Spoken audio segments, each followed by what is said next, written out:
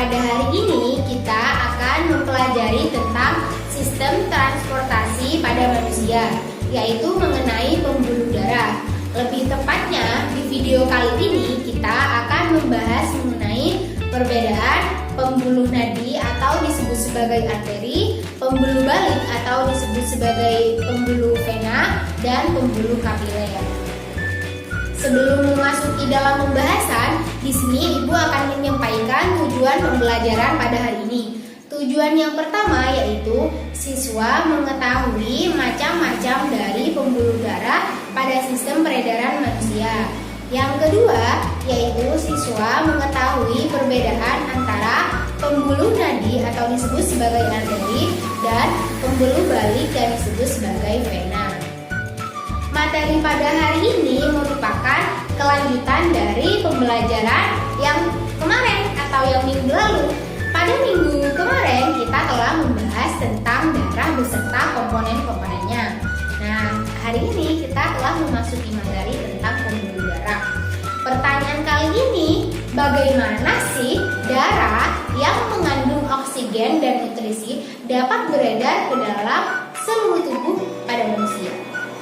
Untuk lebih memahaminya, mari kita simak penjelasan berikut ini.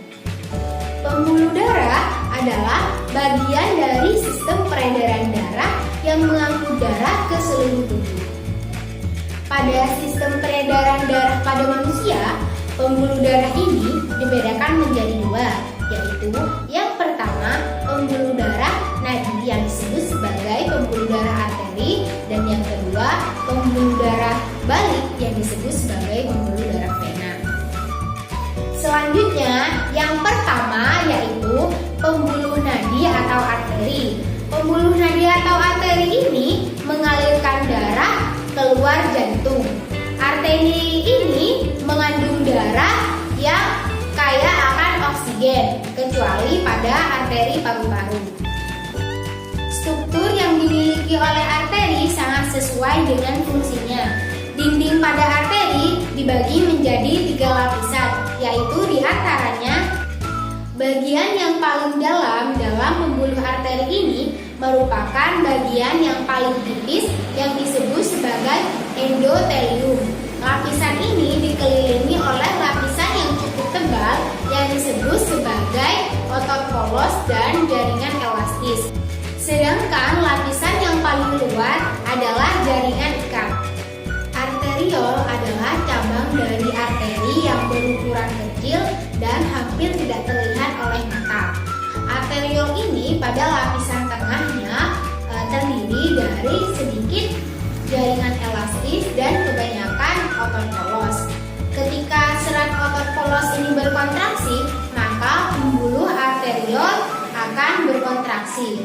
Ketika serat otot polos ini relaksasi, maka pembuluh arteriol akan melakukan dilatasi.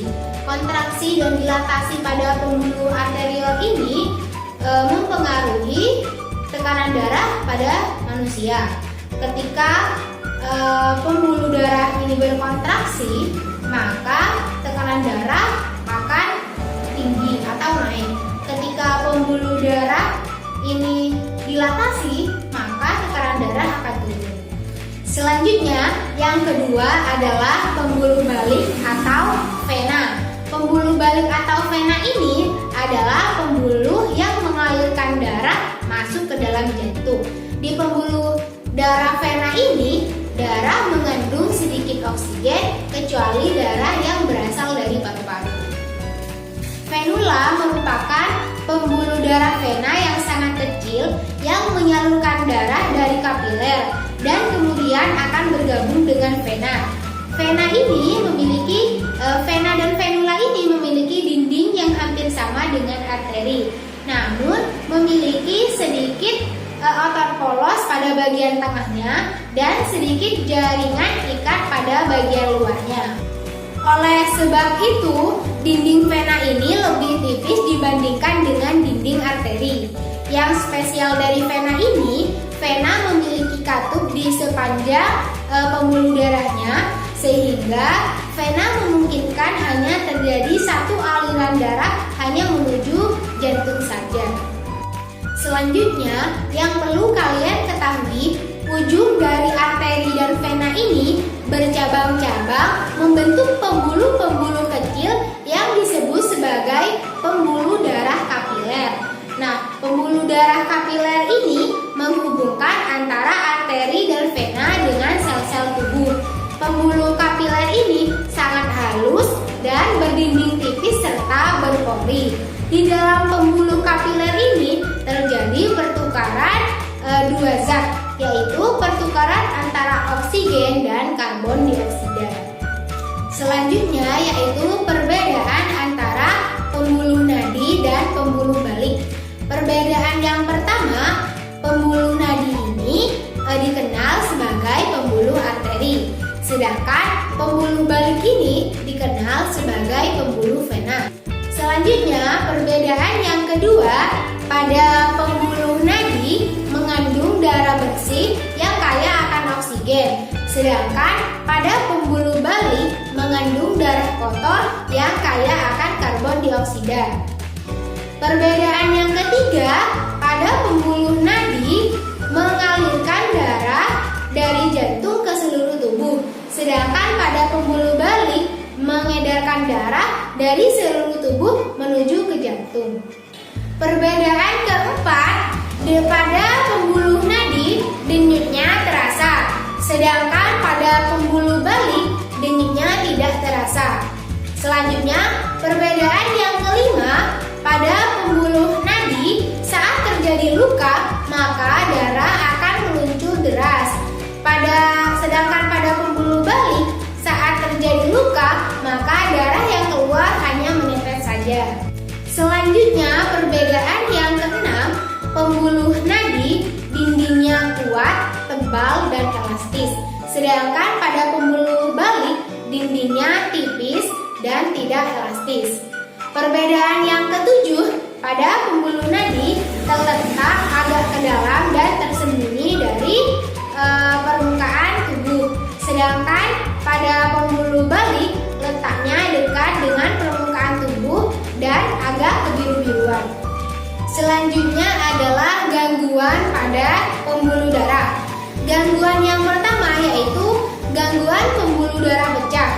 Gangguan pembuluh darah pecah ini dapat terjadi karena gangguan kesehatan, sehingga pembuluh darah dapat pecah dan menyebabkan perdarahan.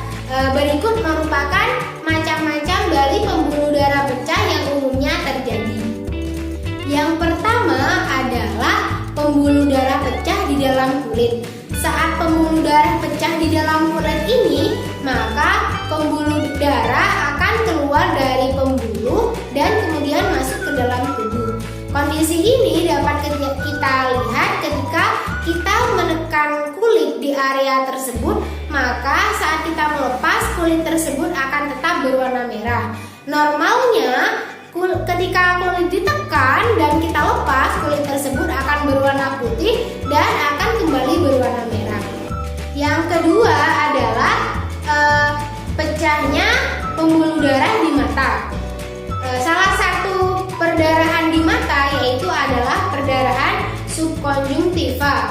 Keadaan ini terjadi karena pembuluh darah di bawah lapisan transparan itu pecah. Hal ini tidak dapat kita kenali atau kita rasakan kecuali saat kita bercermin. Karena umumnya kondisi ini tubuh kita tidak akan mengalami rasa sakit, hanya saja seperti rasa tergores dan tidak mempengaruhi daya penglihatan manusia. Selanjutnya, yang ketiga adalah pembuluh darah pecah di otak. Perdarahan pada otak ini menjadi penyebab utama terjadinya penyakit stroke. Hal ini terjadi karena pembuluh darah arteri di otak pecah sehingga terjadi perdarahan pada jaringan di sekitarnya.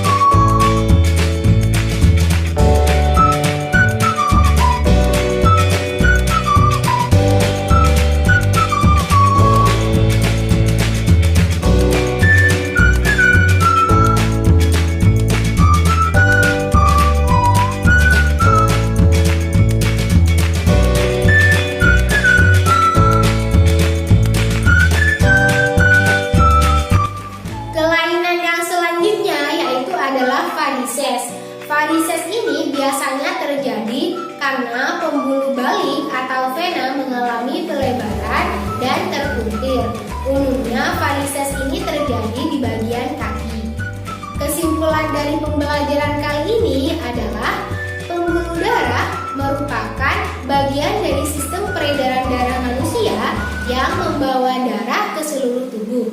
Pembuluh darah ini dibedakan menjadi dua, yaitu pembuluh darah nadi yang disebut sebagai arteri dan pembuluh darah balik yang disebut sebagai vena. Sedangkan ujung dari arteri dan vena yang bercabang-cabang menjadi pembuluh-pembuluh kecil ini kemudian disebut sebagai kapiler. Oke anak-anak, sekian pembelajaran pada hari ini. Semoga bermanfaat. Semangat ya belajarnya di rumah dan tetap jaga kesehatan. Sampai jumpa di pertemuan selanjutnya. Dadah! Sekian dari Ibu. Terima kasih. Wassalamualaikum warahmatullahi